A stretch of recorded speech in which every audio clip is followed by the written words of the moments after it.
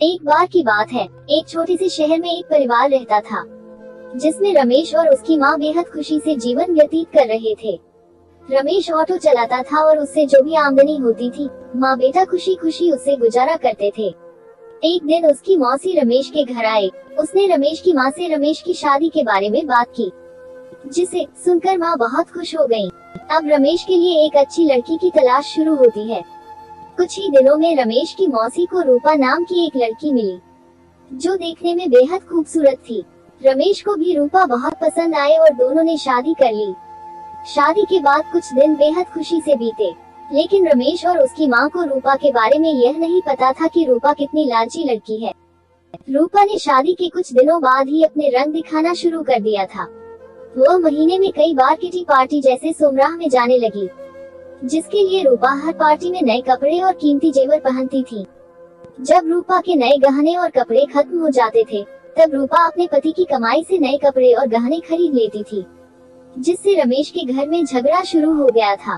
कई बार ऐसा होता कि महीने का राशन लाने के लिए जो भी पैसे होते थे, उन पैसों से रूपा अपने लिए कपड़े और गहने खरीद लेती थी।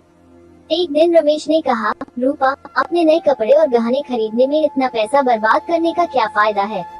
आपको सोचना चाहिए कि आपके पति की इतनी कमाई नहीं है कि आप एक महीने में 10 बार किटी पार्टी में जाने के लिए नए नए आभूषण खरीदकर खर्च कर सके। यह सुनकर रूपा गुस्से से लाल हो गई और रमेश से कहने लगी, तुम हमेशा मुझसे कहते रहते हो, कभी भी तुम ज्यादा कमाने के बारे में नहीं सोचते। यदि तुम ज्यादा ऑटो रिक्शा चलाते तो ज्यादा कमाई होती और आज मैं आराम से नए नए कपड़े पहन सकती। यह कहकर रूपा अपनी सास के पास जाती है और कहती है, माँ जी, जो गहने आपके पास हैं, मुझे दे दो, मैं इसे पहनकर पार्टी में जाऊंगी। रमेश की माँ ने पूरी बात सुनने के बाद कहा कि पुराने जमाने में सभी बहुएं अपने जेवर सास को देती थी, लेकिन तुम मुझसे गहने मांग रही हो। रूपा ने कहा, तुम गहनों का क्या करोगी, मुझे दे दो। अंत में रमेश की माँ ने भी अपने सारे गहने रूपा को दे दिए और रूपा उन गहनों को पहनकर किटी पार्टी में चली गई। इधर रूपा के जाने के कुछ देर बाद ही घर में रमेश की मौसी आ गई। उसने रमेश की माँ से रूपा के बारे में पूछा तो माँ ने रूपा के बारे में सारी बातें बताईं। यह सुनकर मौसी ने रूपा को सबक सिखाने की सोची। रूपा की सास भी इस खेल में शामिल हो गई। रमेश की चाची घर का सारा राशन और सामान अपने घर ले गई और थोड़ी देर में अपने सारे गहने और नए कपड़े ले आई। गहने और कपड़े लाकर उन चीजों को घर की अलमारी में और कुछ को रसोई में रख दिया और अपने घर जाने लगी।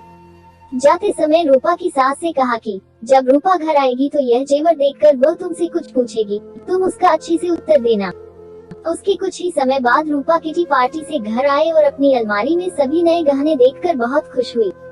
लेकिन शाम को जब रूपा रसोई में खाना बनाने गई तो उन्हें फिर से राशन के डिब्बे में नए गहने मिले, जिसे पाके रूपा की, लेकिन जब रूपा ने किचन में राशन की तलाश की तो उसे कुछ नहीं मिला, जिससे वह परेशान हो गई और अपनी सास के पास गई और पूछा कि माँ जी, किचन का राशन कहाँ गया? तब सास ने कहा कि बहू, आपको गहने और कपड़े सबसे ज्यादा पसंद हैं, इसलिए आज मैंने घर का सारा राशन और सामान बेचकर आपके लिए नए गहने और कपड़े खरीदे लाई हूँ। अब आप इसे पहन सकती हो और पार्टी में जा सकती हो। यह सुनकर रूपा ने कहा कि ठीक है, मगर खाने के बिना मैं गहनों और कपड़ों का क्या करूँगी? तो सास ने फिर जवाब दिया कि अब खाना खाने की क्या जरूरत, तुम्हें अपनी सबसे प्यारी चीज मिल गई है, तुम्हें इसमें खुशी होनी चाहिए। यह सुनकर रूपा को अपनी हरकत पर पछतावा होने लगा। तभी रमेश की मौसी भी आ गई। उन्होंने यह भी कहा कि यह सब मैंने आपको समझाने के लिए किया है कि केवल नए कपड़े और आभूषण जरूरी नहीं है, इसके अलावा दुनिया में भी बहुत कुछ होता है। और अगर आपको नए गहने और कपड़े पहनने का इतना शौक है, तो आप खुद क्यों नहीं कमाते और उस पैसे से ये सारी चीजें खरीद लेते हैं। सारी बातें सुनने के बाद रूपा को अब सब कुछ समझ में आ गया और अब से उसने फिर कभी ऐसा नहीं किया और अपने पति के कमाए हुए पैसे में खुशी खुशी रहने लगी। लालची बहू की कहानी से हमें यह शिक्षा मिलती है कि हमें कभी भी फिजूल की खर्चे नहीं करनी चाहिए। इसके साथ ही हमें जो जरूरी चीजें हैं उसमें ज्यादा ध्यान देना चाहिए। ये कहानी आपको कैसी लगी, हमें कमेंट करके बताएं। अगर चैनल पर पहली बार आए हैं तो एक लाइक और चैनल को सब्सक्राइब करें। धन्यवाद।